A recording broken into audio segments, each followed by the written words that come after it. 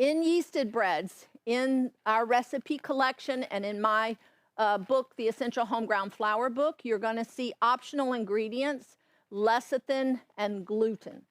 Now, gluten I only put in there as an optional ingredient years ago when the wheat quality was just not very good. There had been flooding that year and the moisture content was really high in the wheat, so it just didn't have enough protein to give me that stretchy structure that I needed. So I added a little bit of gluten there. But today I just don't need to add the gluten, so I don't mention it very much. And I don't use it personally. I don't think I need it.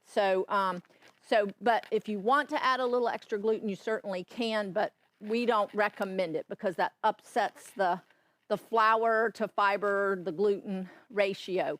So unless you're really got a poor quality wheat, and then we have other tricks we'll teach you in another segment